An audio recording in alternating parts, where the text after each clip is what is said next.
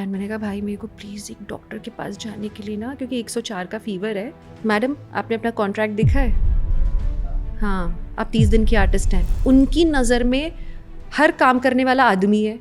What do you do sitting at home? How long can you stare at your wife?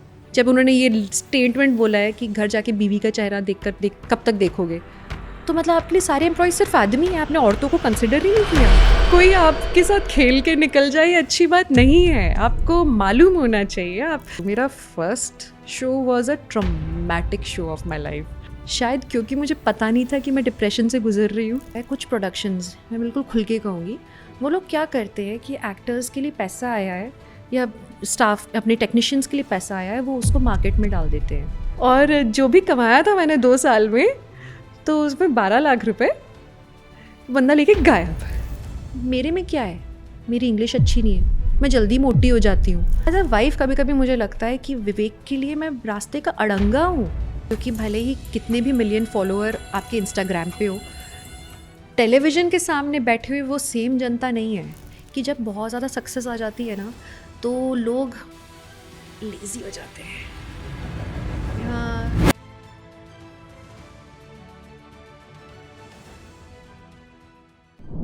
Divyanka जी, अभी मैं आपके बारे में पढ़ रहा था गूगल पे, तो आपका डेट ऑफ बर्थ है 14 दिसंबर 1980। बस हाँ, साल भी बोलोगे?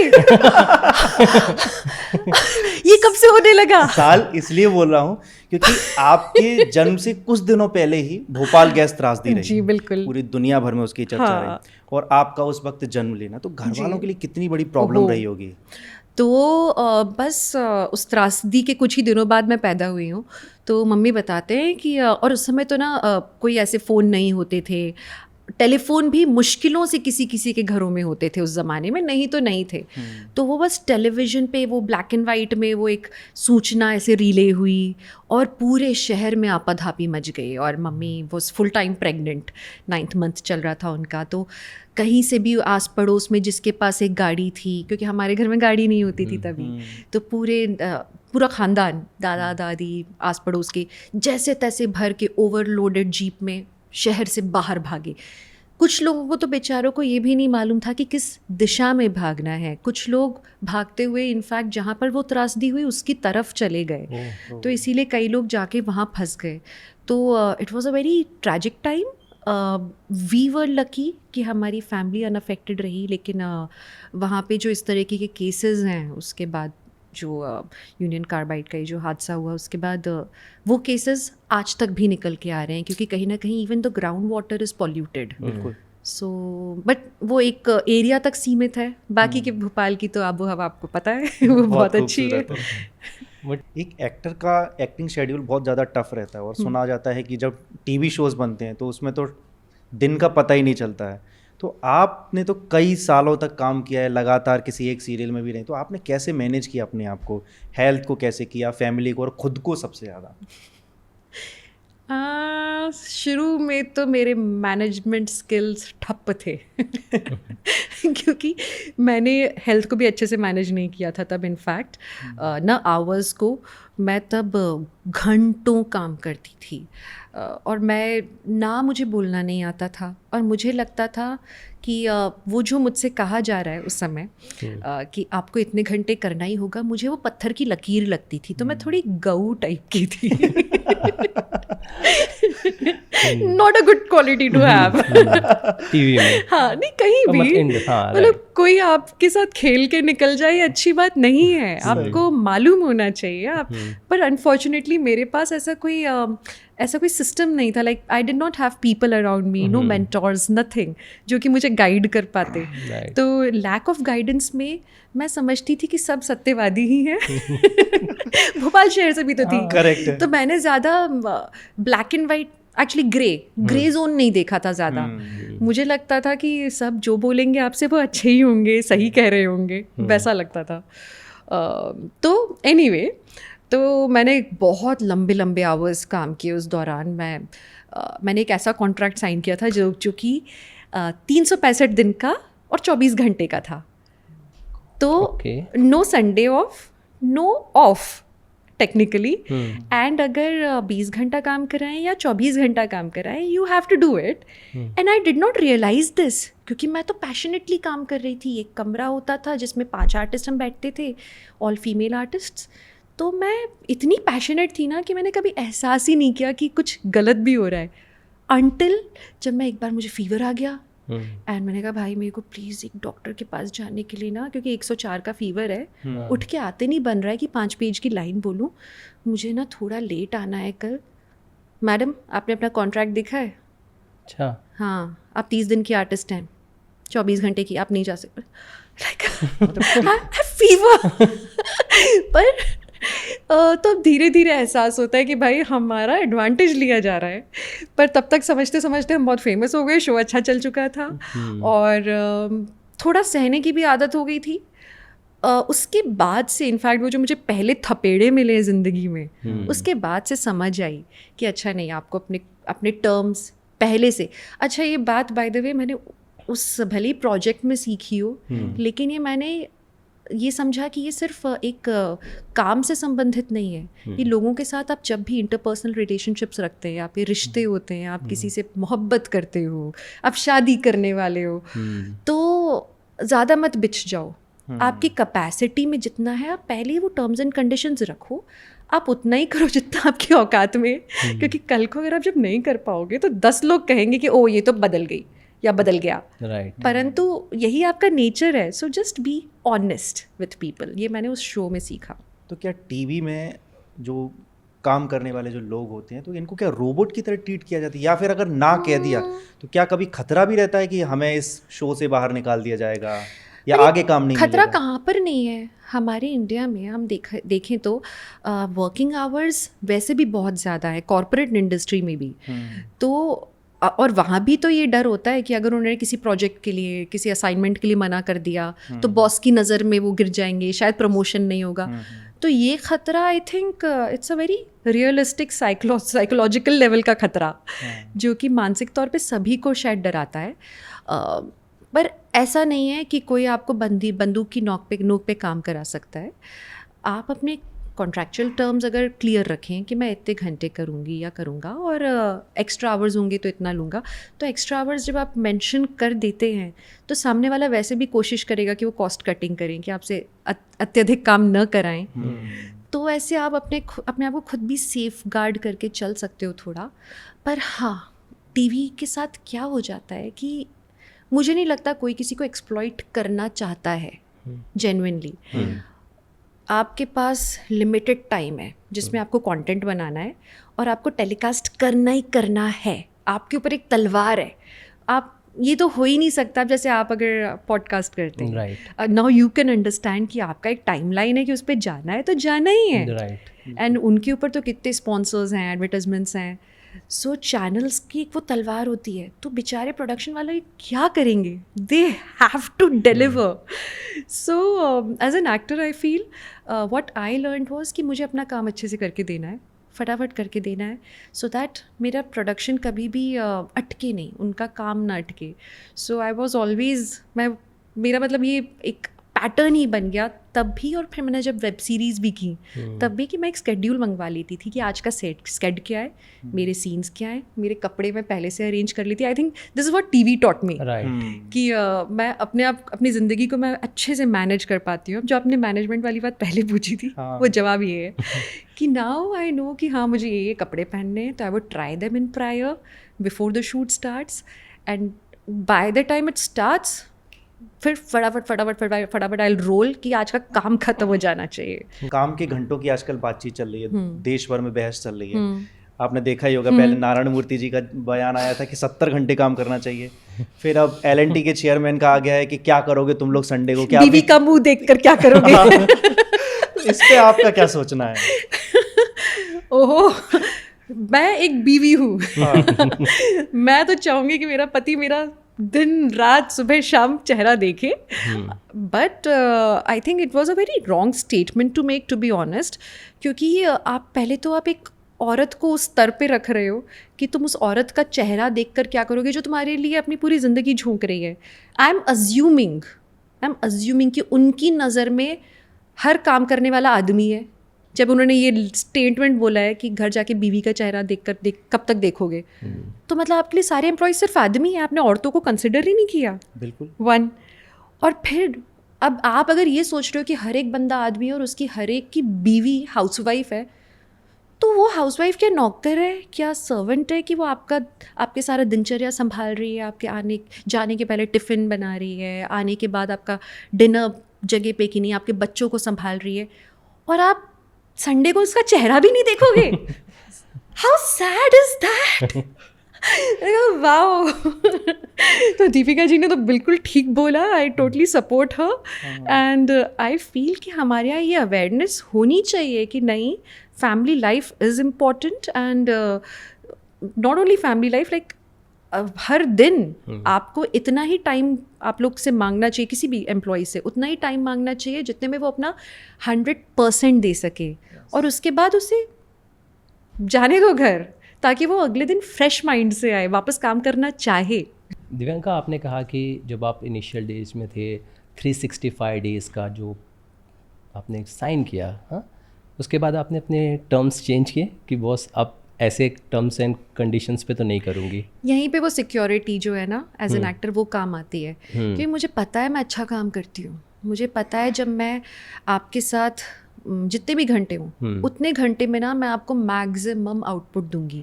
मुझे पता है आप जब मेरे साथ काम करोगे तो आपको भी वो मिलेगा, तो फिर why should I agree for unnecessary terms, right. तो इसीलिए मैं वो काम करती ही नहीं हूँ जहाँ मुझे लगता है कि हाँ यहाँ पे सामने वाले का इंटेंशन ही एक्सप्लॉइटेशन है, राइट। हाँ, जहाँ पे अच्छा ये ना वही गट फीलिंग वो बड़ी काम में आती है। कई बार आपको पता चल जाता है सामने वाले से दो तीन बातचीत करके, एक फ़ोन कॉल करके आपको समझ आ जाता है कि सामने वाला सॉर्टेड कितना है एज अ प्रोड्यूसर या as a director, as a writer. And जब वो सॉर्टेड होते हैं ना अपनी राइटिंग में, अपने पूरे कॉन्सेप्ट में, तो फिर एक्सप्लॉइटेशन के चांसेस भी कम हो जाते हैं, राइट। बट ये इस सिचुएशंस में जब ये ऐसे पीरियड्स होते हैं, most of the actors mental issues से फेस होते हैं। आपके साथ कभी ऐसा कुछ हुआ? प्लीज़ अगर आप बता सके तो। नहीं, मैं बिल्कुल बता सकती हूँ। मेरा first show was a traumatic show off my life. Traumatic. पता नहीं तब ना ये डिप्रेशन का कॉन्सेप्ट नहीं पता था।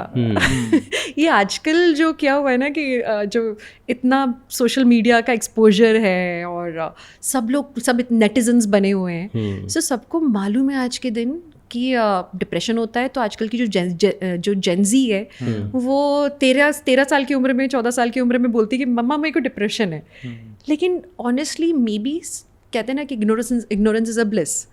शायद क्योंकि मुझे पता नहीं था कि मैं डिप्रेशन से गुजर रही हूँ, इसलिए मैंने उसे इतना सीरियसली नहीं लिया और मैं निकल आई। बट यस, वो एक मेरा फेज़ था जब मैं कुछ एक लोगों का नाम लेके ना, मैं ऐसे हमारे बातचीत हो रही होती थी एक कमरे में बैठ के दोस्तों के साथ में, एंड जैसे वो एक आध दो लोग के नाम निकलते थे ना, भैं करके रोना शुरू हो जाता था। ये डिप्रेशन ही तो है। Right right. And they would be like, तुम कितने बार रोगी, तुम रो चुकी हो पिछली बार भी। हाँ, पर मैं क्या करूँ, मुझे बहुत परेशान किया।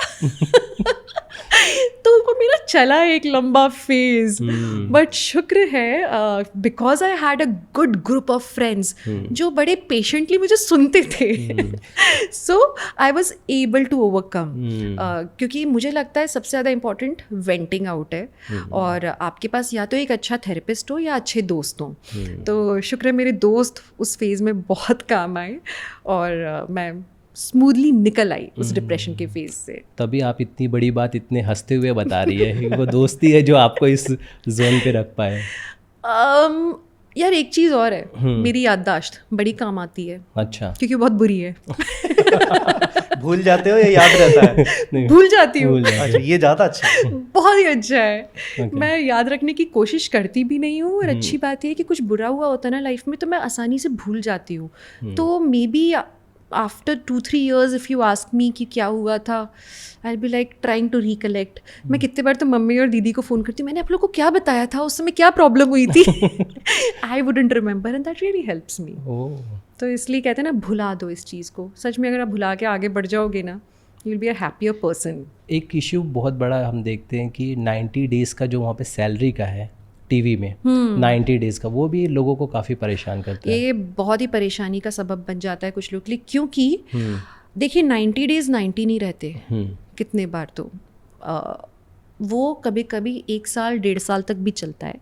क्योंकि होता क्या है, कुछ प्रोडक्शंस, मैं बिल्कुल खुल के कहूँगी, वो लोग क्या करते हैं कि एक्टर्स के लिए पैसा आया है या स्टाफ अपने टेक्नीशियंस के लिए पैसा आया है, वो उसको मार्केट में डाल देते हैं एंड फिर उससे they are earning interest out of it. अब मनी तो वहाँ एम्प्लॉय कर दिया, तो अब आपके पास मनी है नहीं लोगों को देने के लिए। अब as an actor I can survive, मैं फिर भी ना उस ज़माने में नहीं कर सकती थी। आज मैंने ठीक है थोड़ी बचत कर करके अपना एक ऐसा वो बना लिया है कि जब कुछ पैसा आता है बचा लेती हूँ बुरे वक्त के लिए, राइट। तो मैं निकल जाती हूँ। लेकिन टेक्नीशियंस के लिए बहुत मुश्किल हो जाता है, उनके लिए जब 1 साल 1.5 साल तक पैसा ना आ रहा हो, that's the saddest scenario of this industry. और जो बिल्कुल छोटे शहर से आ रहा है या बिल्कुल इनिशियल स्टेज पे है, तो वो तो इस मुंबई में तो भाड़ा नहीं भर पाएगा, बहुत मुश्किल है, यकीन मानिए। इसलिए इनफैक्ट मुझे कई बार लगता है कि लगता क्या है, मैं अपने आसपास के लोगों को बोलती भी हूँ कि कुछ भी हो एक काम पे निर्भर मत रहो, जितना काम आए लो करो, एक्सपीरियंस बढ़ाओ। देखो हर काम अच्छा ही होता है। आप एज एन एक्टर आए हो, लेकिन अगर आप एज एन एडी भी अगर काम करोगे आपके लिए बहुत अच्छा है। आप एज अ मेकअप आर्टिस्ट आए हो, लेकिन हेयर ड्रेसिंग भी सीख लो। Do as much work as possible, क्योंकि कोई काम छोटा बड़ा नहीं है, बट रोजी रोटी चलनी चाहिए यहाँ पे। जिंदगी में आपकी कभी ऐसे हुआ कि एकदम पैसों की कमी आ गई और फिर आप कैसे मैनेज करें, ऐसा कुछ हुआ? बहुत हुआ है तभी तो मैं ऐसी बातें कर पा रही हूँ क्योंकि हमारे साथ भी हो जाता है मुंबई में बिल्कुल होता है। पैसे की तो कमी बहुत ही ज़्यादा हो गई थी आफ्टर, अच्छा मेरे पहले शो के, मैं पहला शो की इतनी बातें कर रही हूँ ना बनूं मैं तेरी दुल्हन बनूं मैं तेरी दुल्हन, क्योंकि शायद वो शुरू के जो साल होते हैं ना, गलतियाँ बहुत सारी होती हैं। राइट। उस दौरान एक और इंटरेस्टिंग चीज़ हुई थी मेरे साथ। अच्छा। एक सीए साहब थे जो हमारे सेट पे और भी एक्टर्स का, ये बाय द वे ये स्कैम था उस ज़माने का।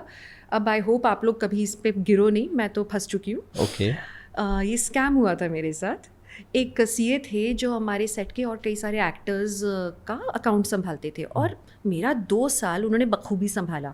और जैसे कि मैंने आपको बताया कि मैं तो 20-20 24-24 घंटे काम करती थी, तो मेरे पास वक्त था भी नहीं कि मैं किसी और सीए के पास जाऊँ, पूछताछ करूँ। तो वो आते थे दूसरे शहर से। अब उन्होंने मेरे से बनवाए कुछ एफडी। उन्होंने कहा मैडम आप तो खर्चा ही नहीं कर रहे हो, तो आपका टैक्स का क्या होगा? और सच्ची खर्चा हो ही नहीं सकता था कि मेरे पास टाइम ही नहीं था, और वो ऑनलाइन वाला ज़माना भी नहीं था। तो वही 3 कपड़ों 4 कपड़ों में काम चल जाता था। जाके तो सेट पे उन्हीं के कपड़े पहनने, जूते अपने 2 खरीदते, वही तोड़ते रहने। तो एनीवे, तो उन्होंने एफडीज बनवाए मेरे। 4 चेक्स मैंने साइन किए थे। अच्छा। एक बैंक के नाम पे। अच्छा। हाँ, नाम भी बैंक का था, तो ऐसा नहीं कि कुछ ऊपर उन्होंने मेरे से कुछ फॉर्म्स भरवाए, ऊपर मेरा ही नाम है और बैंक का नाम है, बाकी पन्ने खाली खाली खाली खाली। और हम लोग आमतौर पे कर देते ना कि हाँ हाँ अपना ही तो बंदा है, बाकी का भर देगा। उसने बाकी मैं भर दूंगा मैडम, आप चिंता मत करो। साइन किया, अपना नाम भरा 2 जगह 3 जगह साइन किया, और बंदा गायब। 12 लाख रुपए थे। क्या 12 लाख रुपए आपके चले गए? 12 लाख रुपए, जो मेरी, अब आप उस जमाने में तो कम ही कमाती थी, और जो भी कमाया था मैंने 2 साल में, तो उसमें 12 लाख रुपए बंदा लेके गायब। और उसके बाद मैं उसको फ़ोन करती रहेगी, बड़ी मुश्किलों से फिर किसी दोस्त को उसके शहर में भेजा, और फिर जैसे तैसे उससे 4 चेक्स निकलवाए, फूल पट्टी दिलवा के। Very nice. जरूरी था। उसके बाद वो भी चेक बाउंस हो गए, सिर्फ एक चेक भुना, तो 9 लाख रुपए का मुझे चूना लग गया। फिर मैंने चेक बाउंसिंग का केस भी किया भाई साहब। ओके। लेकिन चेक बाउंसिंग का जो केस था, तो डेट्स पे डेट्स, तारीख पे तारीख, और मेरे पिताजी आते थे भोपाल से, क्योंकि मैं तो शूटिंग कर रही होती थी। तो वो बेचारे आते भोपाल से मेरी जगह पे, वो केस लड़ते। लेकिन जो वकील था अपेरेंटली वो बिक गया। अच्छा। क्योंकि मेरा पेपर्स उसने का सारे गायब हो गए। एक सडनली एक मॉर्निंग कहता है मैडम आपकी तो सारी फाइल गायब हो गई है, कुछ बचा ही नहीं है। हम लोग बेचारे सताए हुए ज़माने के। Ultimately we gave up. अब इसके बाद क्या होता है, जब शो बंद हो गया तो फिर जब त्राही त्राही मची तो एहसास हुआ कि हाय काश वो पैसे मेरे पास होते। लेकिन ठीक है। फिर उसके बाद अपने अलग गड्ढे खोदे, छोटे छोटे खूब सारे एड्स किए, अलग अलग छोटे छोटे प्रिंट्स कर लेती थी जा जाके कि हाँ भाई किसी भी प्रिंट में बुलाओ, मैं जाके कहीं भी अपना चेहरा दूंगी। उसका नुकसान ये हो जाता है कि आज भी वो प्रिंट, क्योंकि हमारे कॉन्ट्रैक्ट पढ़ती नहीं थी तब मैं, तो परपेचुइटी में साइन करा लिया। तो वो जो बचपन में फ़ोटो खींची वो आज तक यूज़ हो रही है। बड़े बड़े ब्रांड्स यूज़ कर रहे हैं। तो है ऐसी बहुत गलतियाँ हुई हैं उस ज़माने में, बट ठीक है वो बहुत सिखाती हैं। टीवी करते करते आपको लगता है कि एक्टर टाइप कास्ट हो जाता है? जो कि बहुत गलत है। बिल्कुल। क्योंकि मुझे लगता है कि टीवी के एक्टर में बहुत ज़्यादा पोटेंशियल है। आप अगर टेलीविज़न में काम कर चुके हो तो आप कुछ भी कर सकते हो। आपको जो इमोशन आपके ऊपर थ्रो किया जाएगा ना, आप कर पाओगे। मोस्ट एक्टर्स, मैं जनरलाइज नहीं करूँगी, लेकिन ज़्यादातर एक्टर्स मंझ हो चुके होते हैं टीवी में। अनफॉर्चुनेटली होता क्या है कि उन्हें उनके मीडियम से जज कर लिया जाता है। अब आपका मीडियम ऐसा है टेलीविज़न का कि आपको हड़बड़ी में स्क्रिप्ट मिली है, हड़बड़ी में ही आपको शूट करके जल्दी जल्दी भेजना है, रीटेक का टाइम नहीं है। आपने भले ही, कई बार तो ये भी हो जाता है कि फंबल हो जाता है और बोलते हैं अरे नहीं ओके चल जल्दी भेज, टेप भेज। तो अनफॉर्चुनेटली उस सिस्टम के कारण एक्टर को जज कर रहे हैं। They should give them another chance. मुझे लगता है कि टीवी एक्टर्स इतने मंजे हुए कलाकार आपके पास में सामने पड़े हैं प्लेटर में, उनका यूज़ करो। एंड आई रियली होप कि ये सद्बुद्धि सब फिल्म के जो निर्माता हैं और जो वेब सीरीज़ के निर्माता हैं उन्हें मिले कि हम टीवी कलाकारों को कम ना आके। सच में बहुत दम है हम सब में। बॉलीवुड पे अगर आप देखते हो तो किसके साथ काम करना पसंद करेंगे?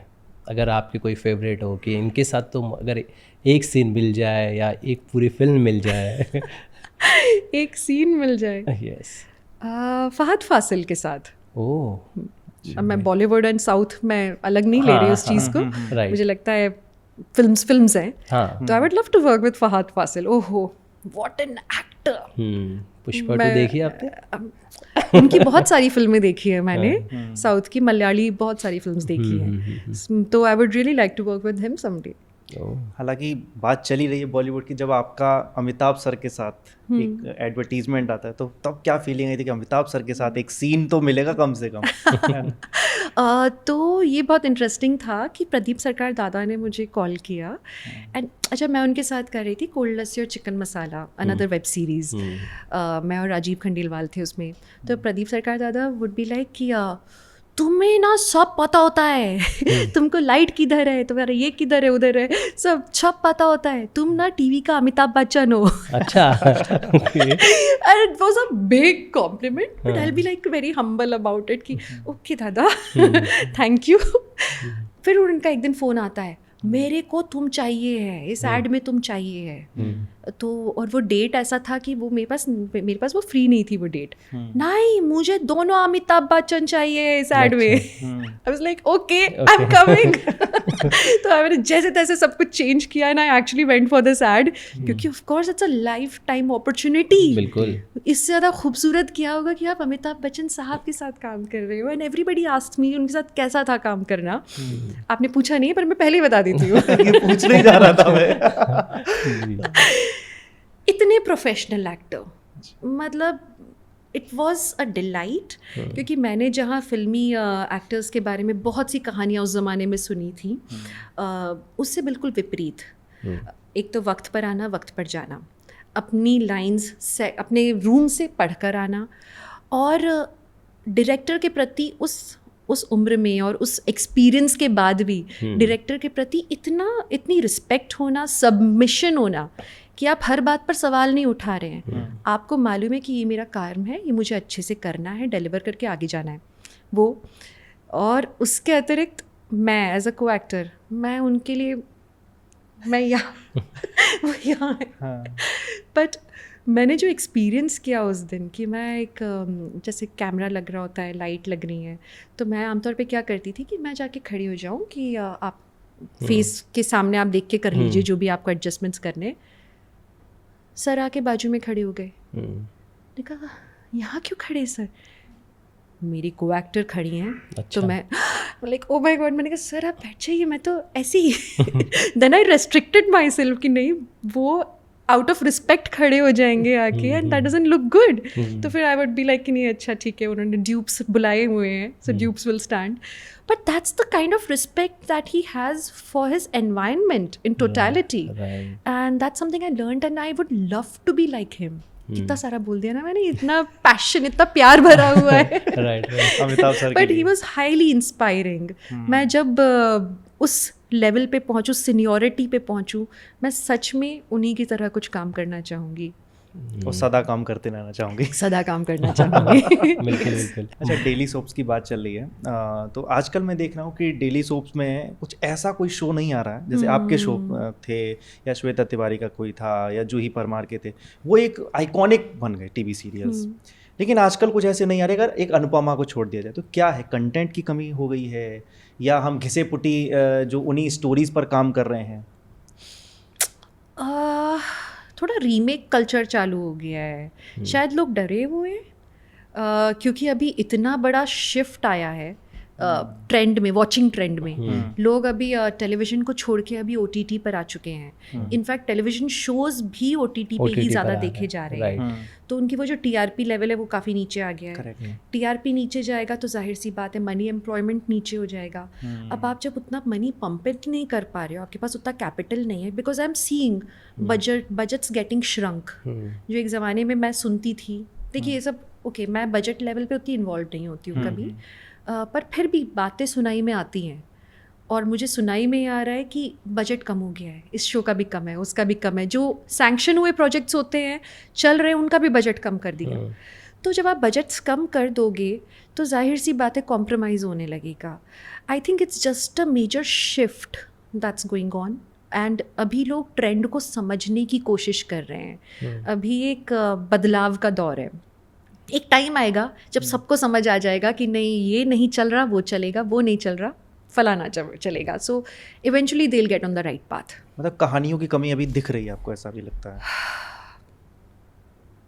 बट दूसरी तरफ अगर हम देखते हैं तो हमारा पड़ोसी नेबर जो है पाकिस्तान, उसके डेली सोप्स जो हैं, टीवी शोज़, काफ़ी बातें की जाती हैं. इंडिया में काफ़ी उसकी डिमांड है, मतलब लोग उसके बारे में चर्चा करते हैं. कॉमर्शियल ज़्यादा है ना, क्योंकि उनके यहाँ आई थिंक कॉमर्शलाइज्ड उतना नहीं है. हमारे यहाँ इट्स द कॉर्पोरेट हाउसेस जो कि मैनेज कर रहे हैं इन शोज़ को. तो उनको इमीडिएट TRPs चाहिए, उन्हें व्यूअरशिप हैवी मास लेवल पे चाहिए. अब जब आप मासी प्रोडक्ट बनाओगे तो आप नीश को नहीं टच कर सकते, आप कुछ अनूठा नहीं कर पाएंगे, क्योंकि अनूठी चीज़ कुछ को अच्छी लगती है, अधिकतम लोगों को ख़राब लग जाती है. तो मेरे ख्याल से वो बहुत ही सेफ पाथ चुन रहे होते हैं. ये मेरा आकलन है, अनुमान है, ये कोई पत्थर की लकीर नहीं जो बातें मैं कह रही हूँ. तो ठीक है, लेकिन मुझे ऐसा लगता है कि everybody is trying to play safe on television as of now. लेकिन प्ले सेफ के चक्कर में मुझे ऐसा लगता है कि कहानियों की कमी हो गई है. कास्टिंग भी वही कभी मुझे लगता है वो वही सास बहू के झगड़े लफड़े, उन्हीं को दिखा दिखा कर कई साल हो चुके हैं. आप ये देखिए कि ये हमेशा से होता आया है. लेकिन हटकर, मतलब जो शोज़ एक्चुअली हिट होते हैं वो वही वाले हिट होते हैं जो कि हटके बने थे. फिर जो उसके कॉपी बनते हैं ना, वो फिर हिट नहीं होते. लेकिन अनफॉर्चुनेटली लोग सेफ पाथ लेने लगते हैं.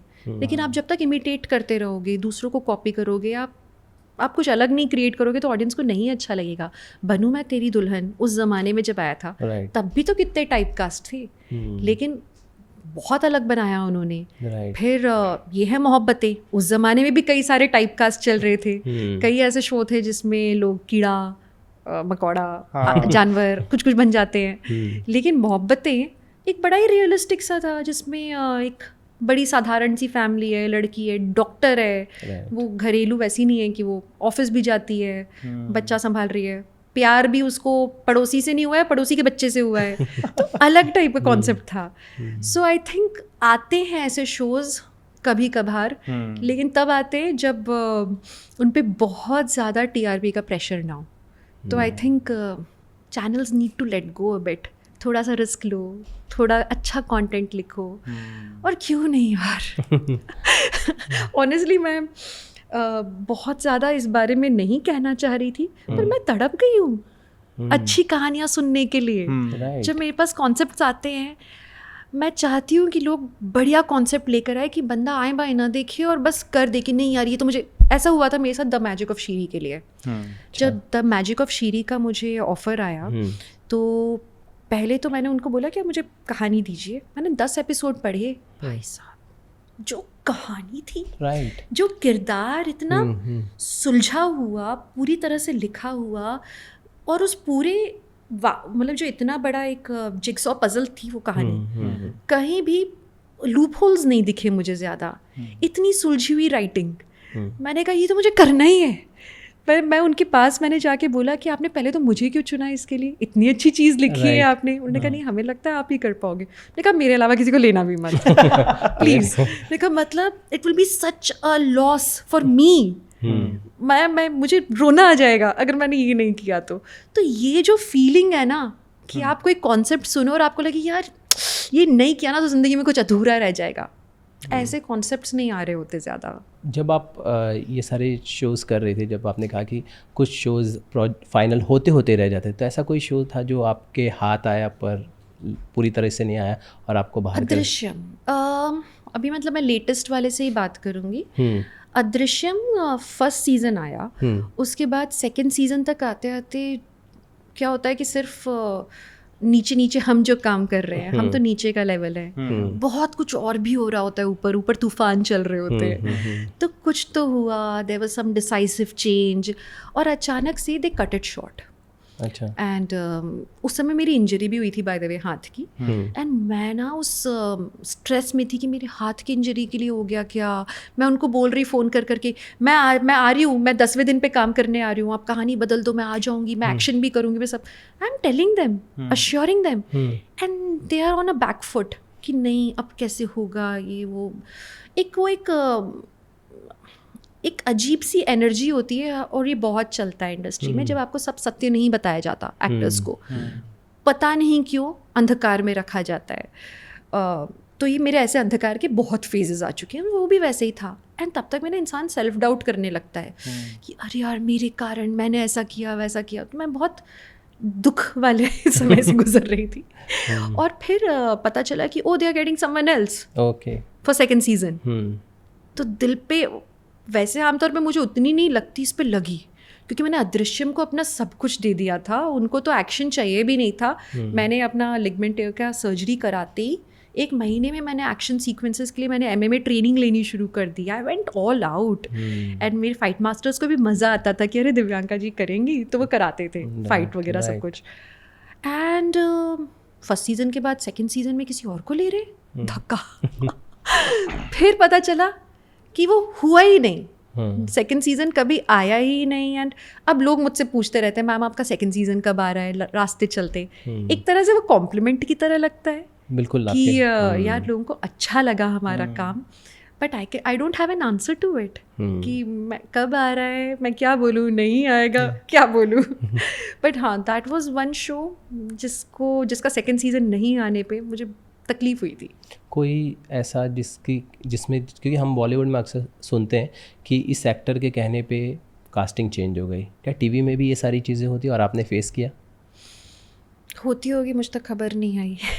आपके साथ मतलब मैंने तो किसी का किया नहीं ऐसा कभी, और मेरे कई बार पत्ते कट हुए। अब कौन था वो पता नहीं चला, क्योंकि शायद मैं एक तो अपनी दुनिया में रहने वाली हूँ, अपने कुकून में रहती हूँ। अभी जब शादी हो गई है तो अपना काम करना, घर जाना, वैवाहिक जीवन एंजॉय करना, मेरा वो है। तो I am not into gossips कि कौन क्या कह रहा है, क्या कर रहा है। कभी खबरें आती भी है तो मैं यकीन नहीं करती जल्दी, क्योंकि क्या पता उस खबर में कितनी सच्चाई है कितनी नहीं है। कोई आपकी पीठ पीछे बुराई कर रहा है, हो सकता है दूसरा जो बता रहा है वो झूठ बोल रहा हो। तो then I move on, forgive and forget, वो वाली पॉलिसी। जो रूमर्स आते हैं, जो ये सारी बातें लिखी जाती हैं, तो उसको आप लोग कैसे रिएक्ट करते हैं? पहले कैसे थी और अब कैसे, कितना चेंजेस आया अगर आप बताएं? डिपेंड करता है कि र्यूमर क्या है। अगर कोई र्यूमर बहुत ही ऑफेंसिव है, जो कि शायद मेरे काम को अफेक्ट करे, मेरे पर्सनालिटी को, मेरे कैरेक्टर को अफेक्ट करता है, तो फिर मैं सामने से सटाक से जवाब देती हूँ। और ये कई सारे ऐसे YouTube चैनल्स हैं जिनका कोई अता पता नहीं है। They are faceless channels and earning like like crazy, they are getting huge amount of views. तो मैं वहाँ जाके कमेंट सेक्शन पे लिख भी देती हूँ। अच्छा। अरे अरे क्या बात है। एक आध दो जगह तो मैंने लिखा आपको शर्म आनी चाहिए, बेशरम लोग, फैक्ट चेक करो। मैं लिख देती हूँ धड़ल्ले से, वेरी नाइस। क्योंकि मुझे नहीं चाहिए कि वो जो लोग देख रहे हैं उनको तो वो सत्य लगेगा ना। और नीचे फिर कमेंट सेक्शन में लोग कंफ्यूज्ड रिएक्शंस दे रहे होते हैं, तो एटलीस्ट अगर एक असली इंसान दिव्यांका त्रिपाठी दहिया अगर वो जाके लिख रही है कि आपकी बात गलत है, तो लोगों को समझ आ जाएगा कि अच्छा हाँ, अगर कहीं कुछ सच है जो बाहर नहीं आना चाहिए, ऐसा मुझे अगर कभी लगा, then I deal with it. अच्छा। I swallow it. क्योंकि ठीक है, जो न्यूज़ रिपोर्टर्स हैं, जो जर्नलिस्ट हैं, वो तो अपना काम ही कर रहे हैं, एंड इट्स ओके, फैक्ट है तो फिर सह लो। क्योंकि आपका एकता कपूर जी के साथ बहुत लंबा एसोसिएशन रहा है, उन रूमर्स भी ऐसे आते थे, उनमें कितनी सच्चाइयाँ थी? एकता है ना आपका बॉन्ड आज कैसा है? बहुत क्या अच्छा है। कभी कुछ रहा है? हमारा ना रिस्पेक्ट का बॉन्ड है। मैं नहीं जानती वो मेरे बारे में क्या सोचती हैं, मैं नहीं जानती हूँ कि वो मेरे काम की रिस्पेक्ट करती हैं, पर मैं सच बताऊँ, मैं कितने लोगों से उनकी तारीफ़ नहीं करती, तारीफ़ करते नहीं थकती कि creatively that woman is, she is an ocean of creativity. क्योंकि मैंने उनको जब भी नरेशंस देते हुए सुना है, एक तो इतने पैशनेट नरेशन होते हैं, और जब वो नरेट कर रही होती है ना कोई कहानी, आपको पूरी दुनिया नज़र आ जाती है, आपको अपना किरदार नज़र आ जाता है, उसकी भाव भंगिमा समझ आ जाती है। जब किसी क्रिएटिव की नरेशन इतनी अच्छी हो तो एक्टर के लिए काम करना आसान हो जाता है। Besides the kind of business woman that she is, इस इंडस्ट्री में एज अ वुमन सस्टेन करना, right, it's not easy, it's really not easy. एक औरत के लिए हमेशा वो जद्दोजहद, और ये हमारे देश की बात नहीं है, विश्व भर की बात है, औरतों के लिए हमेशा एक स्टेप थोड़ा मुश्किल रहा है। उनको हमेशा अपने आप को और अच्छा करके, अपना काम और अच्छा करके दिखाना पड़ा, क्योंकि आप जानते हैं अगर एक लड़की कार ड्राइव कर रही है और एक लड़का कर रहा है, अगर लड़के ने ऐसे स्वर्व मारा वर्सेस लड़की ने मारा, लोगों ने वो लड़की ड्राइव कर रही है, पापा की परी। हाँ। लेकिन लड़के के लिए ये नहीं बोलेगा कोई, तो लड़कियों को ना एक नॉच एक्स्ट्रा अच्छा करना पड़ता है। एंड कूडोज टू हर कि she has performed so well, जो उन्होंने एम्पायर खड़ा किया है, तो आई हैव दिल से रिस्पेक्ट फॉर हर। और बाकी र्यूमर्स की जो आप बात कर रहे हैं, वो तो देखो क्या होता है, बहुत सारी हम लोगों के बीच में जब आप क्रिएटिवली बैठे होते हो, बाउंसिंग ऑफ हो रहे होते हैं आइडियाज़, तो ऐसे होता है कि कभी ना कभी कोई ना कोई डिफरेंसेस आते हैं, बट इसका मतलब ये नहीं कि रंजिश है।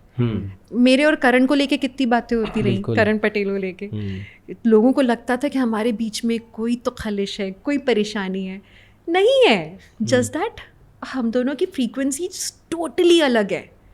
वो ए है, मैं जेड हूँ फ्रीक्वेंसी लेवल पे, बट हम जब साथ में होते हैं एज एक्टर्स तो हम बहुत अच्छा काम कर रहे होते हैं। तो it's just a different zone that we are in. Personally कैसी है एकता मैडम?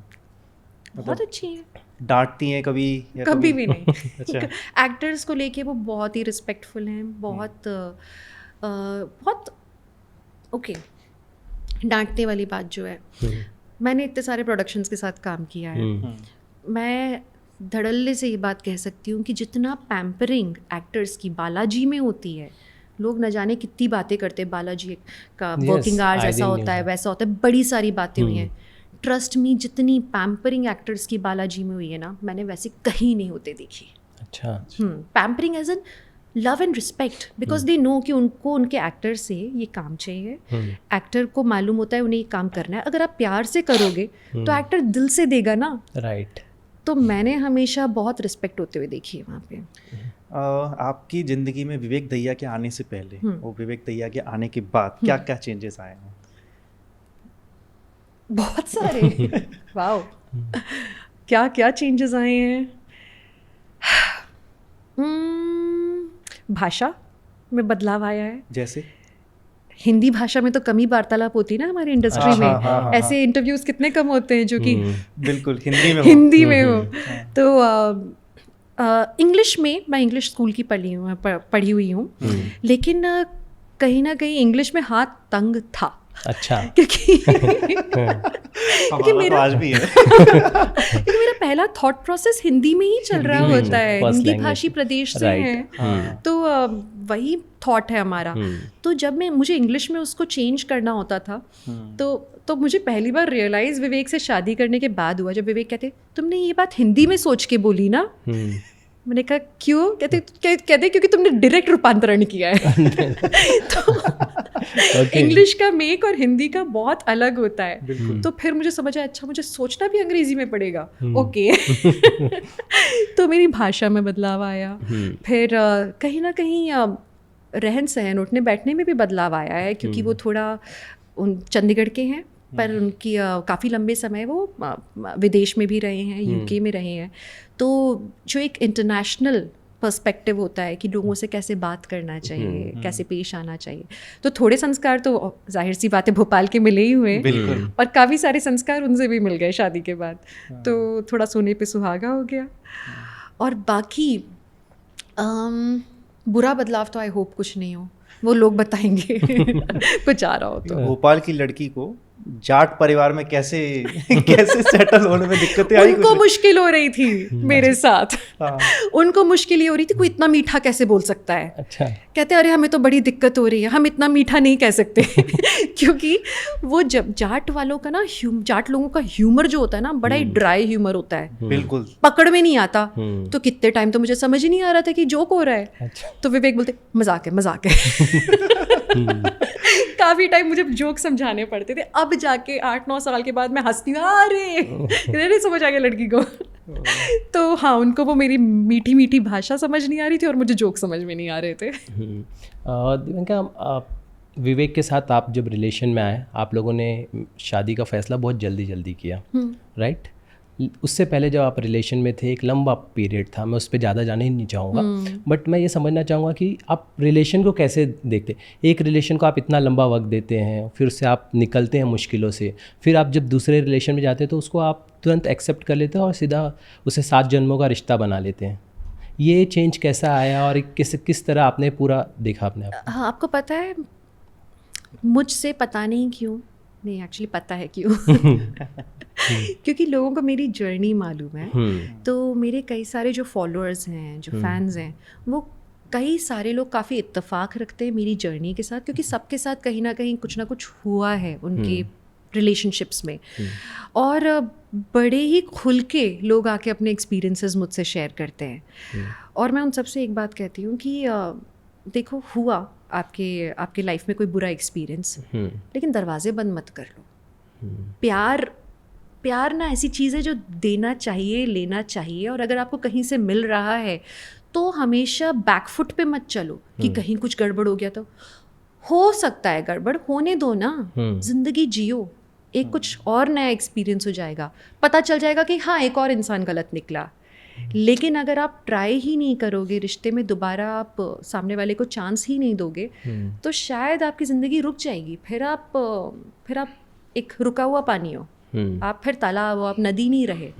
तो बेटर है कि नदी बने रहो, आएंगे उतार चढ़ाव, बहते रहो, सहते रहो, लेते रहो जो जिंदगी दे रही है। राइट। क्योंकि रिलेशनशिप्स में ऐसा होता है कि जैसे कहते हैं ना कि दूध का जला छाछ को भी फूंक फूंक कर पीता है।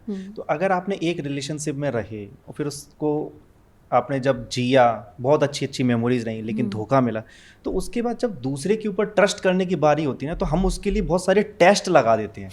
फिर उसको स्कोर देने लगते हैं कि क्या ये सही होगा, हर जगह टिक देना। तो वो कितना ज़्यादा डिफिकल्ट हो जाता है, क्योंकि हम पहले वाले को जब हमने चूज़ किया तो इतना टाइम नहीं दिया, लेकिन दूसरे वाले के लिए हमने तमाम यूपीएससी जैसे एग्जाम्स लगा दिए। ये होता है, कई लोगों के साथ होता है। इसके लिए ना अपने आप को याद दिलाना ज़रूरी है कि हर इंसान भी तो अलग है, उनके रवैये अलग होंगे, आपको उनके लिए भी टेस्ट भी अलग ही लगाना पड़ेगा। क्योंकि आपको एक इंसान के साथ जो खुशी मिल रही थी या जो उसमें पॉजिटिव्स थे, उसमें नेगेटिव भी थे कई सारे। हो सकता है जो उसमें नेगेटिव रहे हो या अगले इंसान में वो पॉजिटिव्स हों।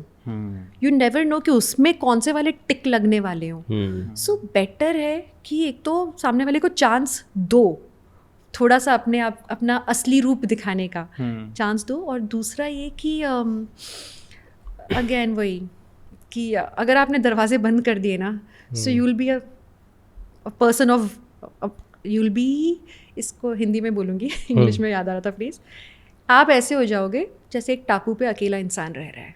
विवेक जो है वो सारे टिक पे करेक्ट आते चले गए। नहीं। हाँ। ओके, तो ऐसा था कि जब हमारी पहली मुलाकात हुई तो शादी के पर्सपेक्टिव से ही हुई थी। हमें बिल्कुल अरेंज मैरिज टाइप। टोटल क्योंकि हम लोग सेट पे ही मिले थे। हाँ, लेकिन हमारे एक को एक्टर ने मिलवाया था कि आप दोनों एक दूसरे को शादी के लिए क्यों नहीं कंसिडर करते, आप लोग की पर्सनैलिटीज़ है मैचिंग। तो मैं थी स्केप्टिकल, ऑनेस्टली मैं ये सोच रही थी ये बंदा मुझसे शादी क्यों करना चाहेगा। शायद मैं सामने वाले से ज़्यादा अपने आप को लेके, मेरे क्या होता है कभी कभी आपका दूसरों से कॉन्फिडेंस खत्म हो जाता है, कभी कभी खुद से भी होता है, आप अपने आप को डाउट करने लगते हो। तो मैं सेल्फ डाउट पे थी उस समय। तो मैं तो बल्कि उनके सामने ये क्वेश्चंस कर रही थी, आप मुझसे क्यों शादी करना चाहोगे, मेरी अंग्रेज़ी ठीक नहीं है। यकीन नहीं मानोगे आप, मैं सच्ची मैंने ये सब बोला पहली मीटिंग।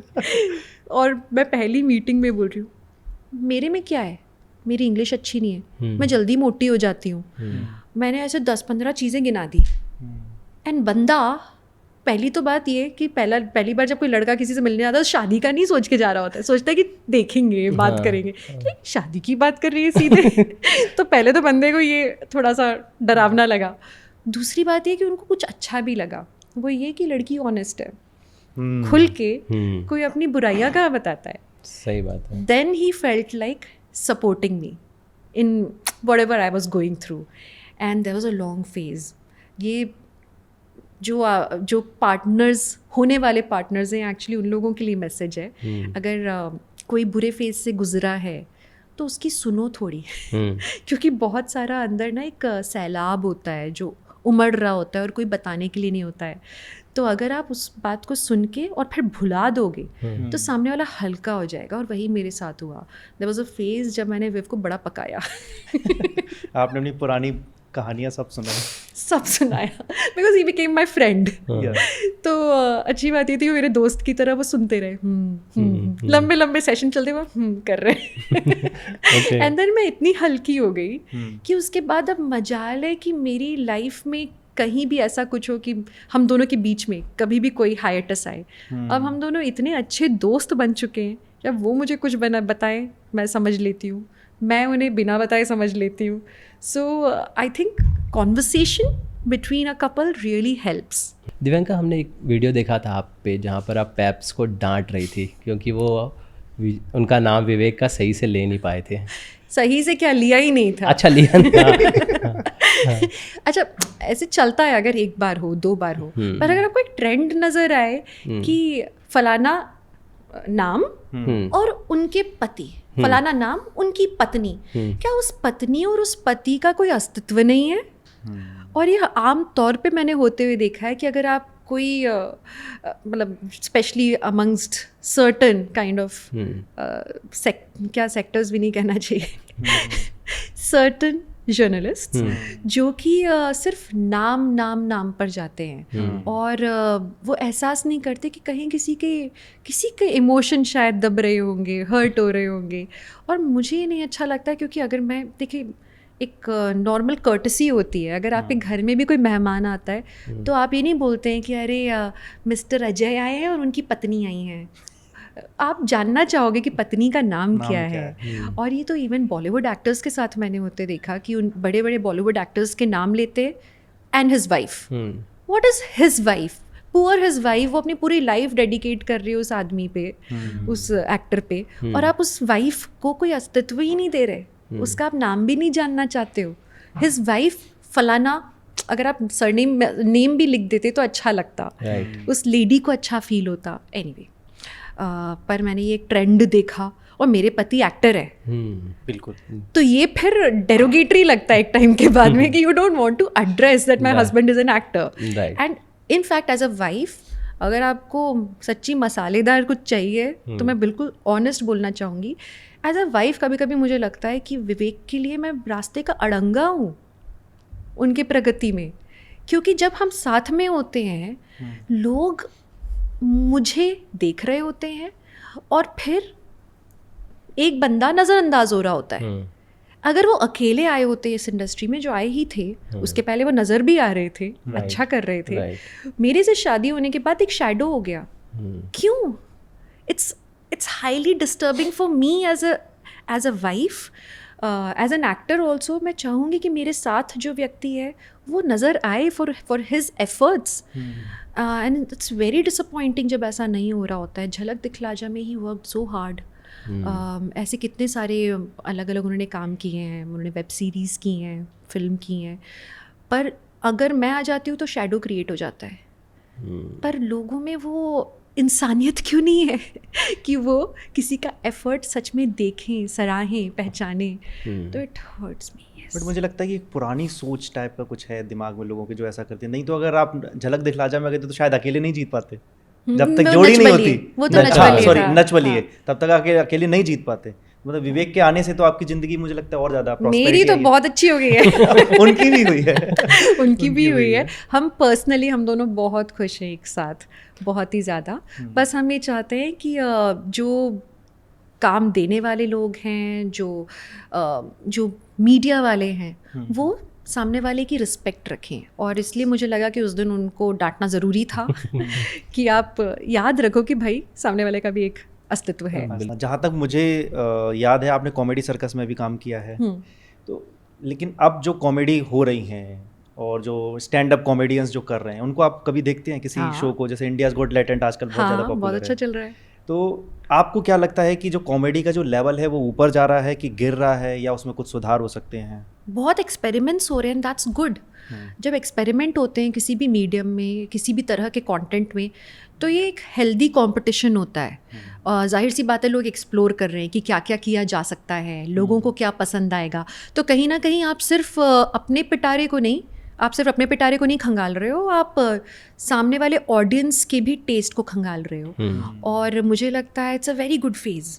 कहीं ना कहीं कुछ समय पहले, like during lockdown I would say, उस समय जो मैं स्टैंड अप देख रही थी, तब फाउल लैंग्वेज का बहुत ही ज़्यादा इस्तेमाल हो रहा था। उस लाइक अराउंड 21-22 मैं तब अपनी फैमिली के साथ में बैठ के कतई नहीं देख सकती थी ये स्टैंड अप्स। लेकिन अब वो जोन आ रहा है जहाँ पे कुछ एक कॉमेडियंस हैं जो कि फैमिली पर्सपेक्टिव को भी ख्याल में रख रहे हैं कि अगर आप अपने पिता या माता के साथ बैठे हैं तो वो फैमिली व्यूइंग भी शुरू हो गई है उसकी। So I think it's good. And ये जो जेनजी वाला जो जोन शुरू हुआ है, I am finding it very interesting, क्योंकि कहीं ना कहीं मेरा उनसे रूबरू नहीं हो पाता है पर्सनली। तो मुझे ऐसा लगता है कि थ्रू ऑल दीज शोज मुझे उनकी दुनिया नज़र आ रही है, and that's good, it's a good exposure. But आपने इंडिया गॉट टैलेंट देखा है? हाँ देखा है। Very good, that's good content. Like एक तरफ था India's got talent and now latent, एक तो नाम ही इतना इनोवेटिव है, एंड उसके बाद में जो उनका नंबरिंग देने का जो तरीका है कि आप अपने आप को कहाँ आंकते हो, बहुत इंटरेस्टिंग है। कुछ लोग अपने आप को कम आंकते हैं, कुछ ज़्यादा आंकते हैं, और आपको लगता है हाँ यार बेचारा क्यों अपने आप को कम आंक रहा होगा, ही वाज और शी वाज सो गुड। तो it's a very good concept I would say. अच्छा, आजकल टीवी इंडस्ट्री में मैं देख रहा हूँ कि कास्टिंग भी इंस्टाग्राम फॉलोवर्स के अकॉर्डिंग हो रही है। कुछ इंस्टाग्राम इन्फ्लुएंसर्स हैं, उनको इस मायने पर रख लिया जाता है या उनको काम मिल जाता है। मैं ये नहीं कह रहा कि उनके अंदर टैलेंट नहीं है। तो ये क्या इंस्टाग्राम फॉलोवर्स भी अब इम्पोर्टेंट हो गए हैं कि टीवी के लिए? आई थिंक ये भी फेज़ है। वो जो मैं कह रही हूँ ना, एक्सपेरिमेंट चल रहे हैं अभी बहुत सारे, उनमें से एक एक्सपेरिमेंटल फेज़ ये भी है। देखना ये है कि उन्हें सच में वो व्यूअरशिप मिल रही है कि नहीं मिल रही है, जो कि ये लोग एक्सपेक्ट कर रहे हैं। क्योंकि भले ही कितने भी मिलियन फॉलोअर आपके इंस्टाग्राम पे हो, टेलीविज़न के सामने बैठे हुए वो सेम जनता नहीं है। उस जनता में मेरी मम्मी, मेरे इन लॉज, वो जनता जो टेलीविज़न देखते हैं एक्चुअली वो इंस्टाग्राम पे उतने एक्टिव भी नहीं है। तो शायद ये आकलन गलत भी हो, लेकिन उन्हें अल्टीमेटली पता चलेगा एक टाइम के बाद में जब वो नंबर्स बताना शुरू करेंगे। बट एक तरह से अच्छा भी है ना, कहीं ना कहीं नए आयाम खुल रहे हैं। मुझे लगता है जब एक रेपिटेटिव पैटर्न बन जाता है किसी भी चीज़ का, तो लोग ना कॉम्प्लेसेंट हो जाते हैं, फिर एक्टर्स भी वही कास्ट होने लगते हैं। तो इन अ वे इट्स गुड कि आज अननोन पीपल, जिसको कभी देखा नहीं गया था कभी, वो आ रहे हैं, उनको एक प्लेटफॉर्म मिल रहा है। कहीं कोई छोटे से गांव में कोई बच्चा बैठा है, उसको कास्टिंग कर रहे हैं क्योंकि उसका डांस अच्छा लग गया. इट्स गुड, अच्छा है. टीवी में आपने तो बहुत लंबे समय तक काम किया, लेकिन आपके कौन से फेवरेट सीरियल्स रहे हैं? जैसी जैसी कोई नहीं, ओके. बहुत अच्छा लगता था मुझे. फिर उसके बाद ही में ना एक आता था शो ये मेरी लाइफ है, तो वो हम मेरी पूरी फैमिली बैक टू बैक देखती थे हम लोग वो वाला शो. उसके अलावा तो फिर बचपन का बूगी वूगी. हाँ, अभी वो मैंने सबका जावेद सर favorite के साथ काम किया. Yes yes yes. तो जावेद सर से हम उस शो के बारे में बात कर रहे थे, वो तो पूरा पूरा बचपन वो शो देखा है. फिर मैं थोड़ी वो कार्टून वाले जोन वाली थी. अच्छा. तो मुझे वो आई ड्रीम ऑफ जीनी और सोनपरी. टेलस्पिन. सोनपरी मेरे भाई का फेवरेट होता था. अच्छा अच्छा. हाँ, तो ये सारे शोज करंट में क्या देख रही हैं आप टीवी पे? करंट में मैंने अभी कुछ इंग्लिश शोज एक्चुअली हैं OTT के, जो अच्छा. मैंने अभी देख के ख़त्म किए हैं. जैसे ड्रॉप्स ऑफ गॉड, बहुत ही कमाल शो है. थोड़ा फॉलो करना पड़ेगा क्योंकि वो उसमें मल्टीलिंगुअल है वो शो. तो उसमें फ्रेंच में, इंग्लिश में, जापानीज़ में और कहीं कहीं इटालियन में भी बात हो रही है. तो आप मल्टीपल लैंग्वेजेस में एक शो देख रहे हो और बहुत ही अच्छा कॉन्सेप्ट है. सो वो फिर एक साइलो नाम का शो है, वो मैं अभी देख रही हूँ. उसका अगले एपिसोड का इंतज़ार कर रही हूँ. सो हाँ, चलता रहता है. बाकी अगर हिंदी में आप बात करें तो पंचायत मुझे बहुत अच्छा लगा था. Oh very nice. सबका favorite है ना? सबका फेवरेट. और मुझे बड़ी खुशी होती है कि मध्य प्रदेश में उसकी करेक्ट उसकी करेक्ट शूटिंग हुई है. सीहोर में. हाँ, सीजन 4 के लिए वेट कर रहे हैं, अब हाँ. आ जाए. इवन गुल्लक. गुल्लक. मुझे पाताल लोक बहुत अच्छा लगा था. फैमिली मैन बहुत अच्छा लगा था. जी. क्या आपको लगता है कि टीवी जो है फेमिनिज्म के अगेंस्ट है? टीवी नहीं, फीमेल एक्टर्स के अगेंस्ट तो बिल्कुल भी नहीं है. देखा जाए तो जितनी रिस्पेक्ट फीमेल एक्टर्स को टेलीविज़न पे मिलती है, उतनी मुझे नहीं लगता कि बाकी मीडियम्स पे वो रिस्पेक्ट फीमेल एक्टर्स के लिए है. ये तो पर्सनल एक्सपीरियंस से मैं बोल रही हूँ, क्योंकि हम जितनी मेहनत करते हैं उस हिसाब से इज्जत है वहाँ. जहाँ तक बात है कि फेमिनिज्म के अगेंस्ट, देखिए जो परोस रहे हैं वही परोस रहे हैं जो आप देख रहे हो. अगर आप वो देख रहे हो तो उनको उस पर व्यूअरशिप मिल रही है. उन्हें डायरेक्टली उनका कांटा बता रहा है कि भाई हमने एंटी फेमिनिस्ट हमने कुछ दिखाया, पेट्रियार्कल कुछ दिखाया और आपने कांटे को एकदम फुल स्पीड कर दिया. आपने देखा भर के. क्यों देख रहे हो आप वो कंटेंट? अगर आपको लगता है कि ये डेरोगेटरी है, समाज के लिए अच्छा नहीं है, महिला के खिलाफ बात कर रहा है ये कंटेंट, आप मत देखो ना. टेलीविज़न का चैनल चेंज करो. उनको पता चलेगा कि लोग नहीं देखना चाहते आज ही. तो it's just demand and supply. अभी इससे पहले मुकेश खन्ना जी का एक पॉडकास्ट हुआ था जिसमें वो बोल रहे थे कि टीवी सीरियल्स में आजकल देखने मज़ा नहीं आता है. 6 औरतों के बीच में एक आदमी विवश खड़ा रहता है तो मैं तुरंत टीवी बंद कर देता हूँ, और मर्द भी देखते हैं. तो इस पूरे वाक्य पे आप कुछ कहना चाहेंगे? और शायद मुझे जाता कि याद एक बार आपने कुछ उनके ऊपर कमेंट भी किया था जो सुर्खियों में भी आया था. मुझे एक्चुअली याद नहीं कि मैंने क्या बोला था और हुआ क्या था. मुझे याद नहीं है. उनके किसी बयान पे आपने भी हाँ, कुछ मैंने कुछ तो कहा था. प्रतिक्रिया दी थी. बुरी याददाश्त ना, उसका फायदा. 3 साल पुरानी बात भूल गया. अब मेरे को याद नहीं है. अब मैं मिलूंगी तो मैं क्लीन स्लेट की तरह मिलूंगी. लेकिन इस बारे में आप क्या कहेंगी जो उन्होंने कहा कि औरतों के बीच में सिर्फ एक मर्द खड़ा है? मतलब उनका कहने का मतलब ऐसा है कि मर्द को वो रोल नहीं मिलता है. पर गलत नहीं है, क्योंकि मेरे कई सारे ऐसे मेल को एक्टर्स रहे हैं जिनको ये फील होता आया है कि भाई आप आदमी को भी तो कुछ काम दो. एंड बैलेंस तो होना चाहिए ना. जब आप एक परिवेश दिखा रहे हो, आप एक फैमिली सेटअप दिखा रहे हो, तो उसमें ऐसा क्यों है कि सब कुछ एक औरत ही कर रही है?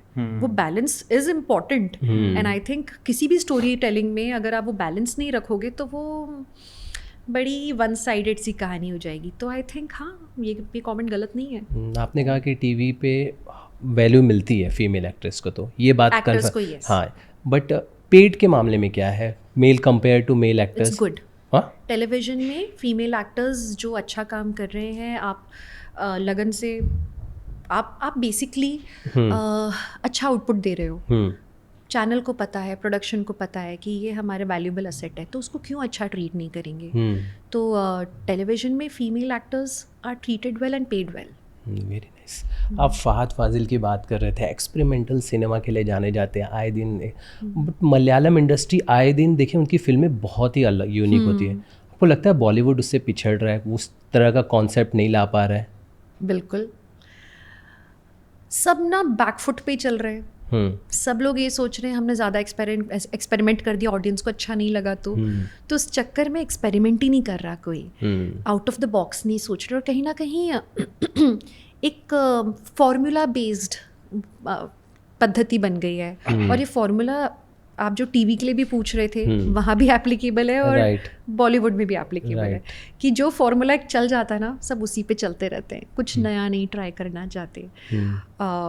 And it applies even to remakes, कि रीमेक उन्हें सेफ गेम लगता है तो रीमेक ही आए जा रहे हैं। But I think they should learn, all of them, everybody should learn from लापता लेडीज, बारबी फेल। उन्होंने कितना अच्छा परफॉर्म किया है पूरी मूवी ने, एक्टर्स ने। आप अच्छा लिखो, ऑडियंस देखेगी, क्योंकि ऑडियंस आज नया कंटेंट चाहती है, एंड तभी तो वो साउथ के प्रोजेक्ट्स को अपना रहे हैं। एक बात और है कि मैंने काफ़ी सक्सेसफुल एक्टर्स में, मैं बॉलीवुड की बात नहीं कर रही हूँ, टीवी की बात नहीं कर रही, मैं सबकी बात कर रही हूँ, कि जब बहुत ज़्यादा सक्सेस आ जाती है ना तो लोग लेज़ी हो जाते हैं। क्या है, शॉट गया है, क्या काम है, अच्छा लाओ। वो जो लेज़ीपन है ना वो काम में दिखता है। आप में अगर वो एंथुजियाज्म नहीं होगा ना तो वहीं पे प्रोजेक्ट वैसे ही ठप हो जाएगा। तो थोड़ा वो आई थिंक, क्योंकि टीवी में भी, बॉलीवुड में भी, सब जगहों पे अगर आप सिर्फ हाईली सक्सेसफुल पीपल को ही रिपीट करते रहोगे, they are so full of work, उनका पेट इतना भरा है कि कहीं ना कहीं आपको वो एक लथार्जिकनेस दिखेगी प्रोजेक्ट में। आई एम सॉरी, मैं अगर किसी को ऑफेंड कर रही हूँ, मुझे माफ़ कर दीजिए। मैं किसी की पर्टिकुलरली बात नहीं कर रही, पर मैं एक ह्यूमन टेंडेंसी की बात कर रही हूँ। कि होता है, भूख ज़रूरी है और वो भूख बनाए रखना चाहिए। अगर एक्टर में एक भूख है ना कि नहीं यार अभी और पाना है और करना है, मतलब उसको दिया है कि तुम्हारे को 2 रुपए खर्चा करना है, वो बोलेगा नहीं मेरे को 4 वाला काम चाहिए, तुम मेरे को 2 दो, मैं 4 का करके दूंगा। तो वो जब तक वो एटीट्यूड रहेगा, एंड आई थिंक वो साउथ में दिख रहा है, उनमें दे डोंट वर्क। जो मेरे को समझ आया, देखो मैंने उनके साथ काम नहीं किया है, जो मैंने बातें सुनी अब तक, मैं बातों सुनाई बातों पे ये बात आधारित है। राइट कि मैं देख रही हूँ कि they don't work only for money, it's not about a commercial aspect, but it's also about creativity, pure art form. But आपकी बातों से ऐसा है कि फेवरेटिज्म और नेपोटिज्म, ये जो 2 चीज़ें हैं, ये कहीं ना कहीं क्रिएटिविटी के जो या दूसरे लोगों को चांस जो मिलना चाहिए, जो उस डेडिकेशन के साथ आना चाहते हैं, उन्हें नहीं मौके मिल रहे हैं। इसका शिकार कहीं आप तो नहीं हुई? नहीं, मैं अपने आप को शिकार नहीं समझती, क्योंकि मैं काम ही वही चुनती हूँ जहाँ पे मुझे वो पहले तो वो इज्जत मिले और वो चैलेंज मिले। अगर मुझे किसी भी प्रोजेक्ट में लगता है कि यहाँ पे मुझे enough as an actor enough challenge नहीं मिल रहा है, वो बॉलीवुड मूवी ही क्यों ना हो, अगर या हॉलीवुड फिल्म क्यों ना हो, अगर मुझे चैलेंज नहीं मिल रहा है, आई वुडंट डू इट। और मैं ये नहीं सोचूंगी कि हाय मेरे साथ अन्याय हुआ, मेरे लिए था ही नहीं वो, मैं ये मान के चलती हूँ। लेकिन है, मतलब फेवरेटिज्म है, ग्रुपिज्म है। हम सिर्फ नेपोटिज्म की बातें करते रहते, groupism is a real thing. आप किस ग्रुप में उठते हो, बैठते हो, आपको वहीं पे आपकी कास्टिंग्स हो जाती हैं, इट्स अ रियल थिंग, सब जगह है। और ये क्या सिर्फ बॉलीवुड में है, नहीं, ये कॉर्पोरेट वर्ल्ड में भी चलता होगा मुझे लगता है। फेवरेटिज्म कहाँ नहीं, ह्यूमन टेंडेंसी है, क्योंकि ये we need to break this. Divyanka Tripathi आज इस लेवल पे हैं, सक्सेस पे, तो क्या अब इस लेवल पे आने के बाद काम करते रहना जरूरी है, या ठहर करके किसी एक अच्छे बड़े प्रोजेक्ट के लिए इंतजार करना जो स्टोरी काम आए, या लगातार वो कहते हैं ना कि अगर आप दिख नहीं रहे तो बिक नहीं रहे, कौन सी वाली चीज़ आपको ज़्यादा आपके दिमाग में आती है, क्या ज़्यादा इम्पोर्टेंट? पता नहीं, बड़ी मिक्स्ड फीलिंग्स आती हैं सच बताऊँ तो। क्योंकि आप बोल रहे हो दिव्यांका त्रिपाठी इतनी सक्सेसफुल, मैं 2 दिन पहले सोच रही थी क्या मैंने लाइफ के डिसीजन सही लिए?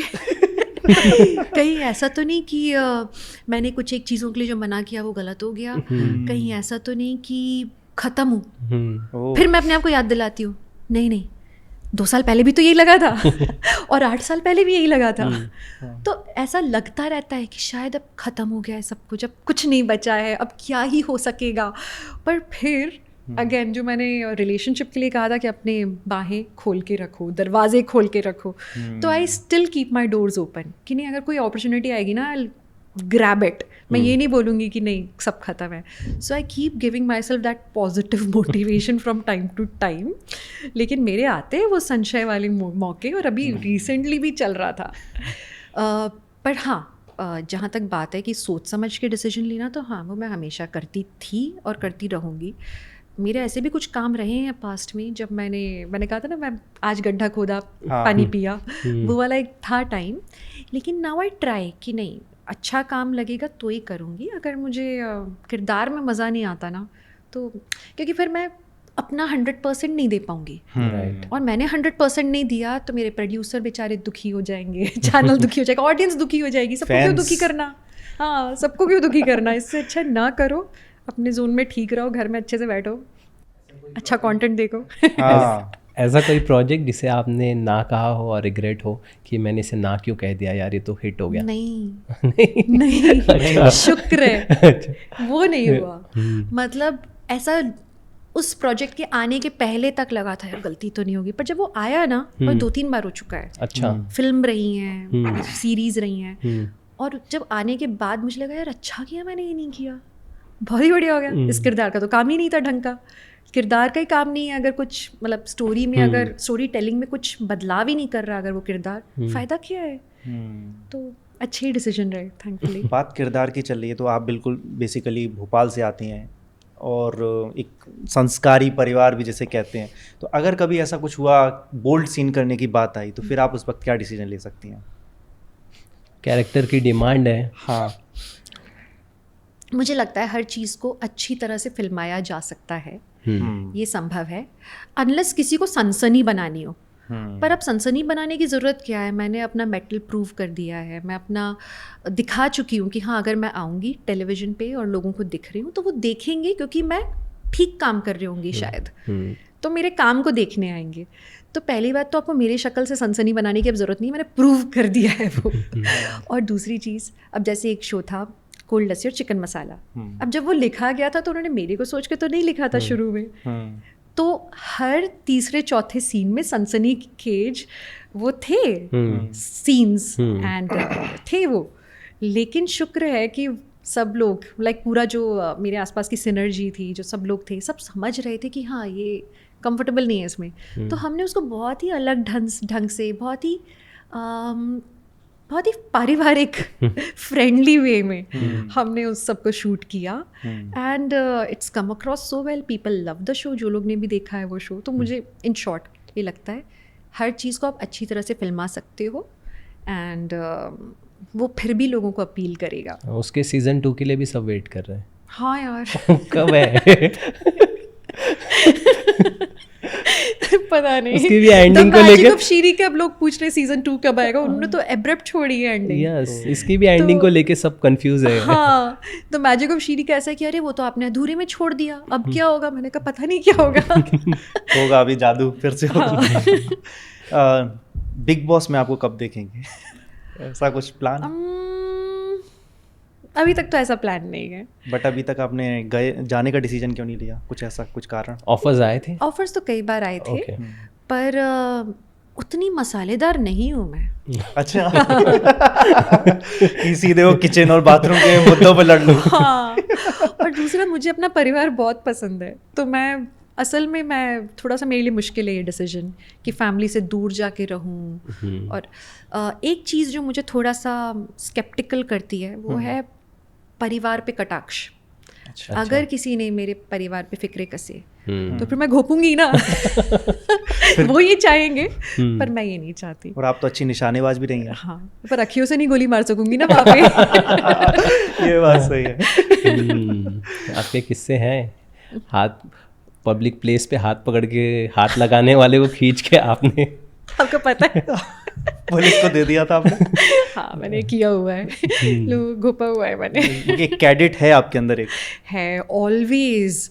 मैं अपने आप को कभी कभी याद दिलाती हूँ कि भाई तुम लड़की हो और लड़कियों की तरह चलो, बार बार याद दिलाना पड़ता है अपने आप को, पर ठीक है। दिव्यांका जी, आपके साथ बहुत बढ़िया बातें हुई, हर तरीके की बातें हुई इस फील्ड को लेकर, आपके पर्सपेक्टिव को लेकर, रिलेशनशिप्स को लेकर, लव अफेयर्स को लेकर, तो ये मुझे तो बहुत अच्छा लगा। मेरे लिए भी ये सेशन बहुत ही अच्छा था, मैंने बहुत एंजॉय किया आप दोनों से बात करना। Thank you for that. अच्छा, ये बहुत रेयरली होता है कि 2 इंटरव्यूअर्स साथ में बैठे हैं, राइट। सो इसके पीछे कोई खास कारण? अब मैं आपसे पूछती हूँ। आप हो खास इसलिए। ये एक्चुअली हमने सोचा कि थोड़ा सा हट कर एक के साथ न जाके 2 बातें ज़्यादा अच्छी हो पाएंगी। 2 और ब्रेन हिंदी आपकी इतनी अच्छी है। भाव भंगिमा। क्या गजब। मैं अभी बहुत ये धन्यवाद। शब्द टीवी एक्टर किसी के मुंह से आप सुनने का बड़ा मुश्किल हो जाता है। बहुत बहुत धन्यवाद आपका। बहुत बहुत धन्यवाद। Okay, thank you so much. Thank you so Thank you. Much. It was lovely talking to you both.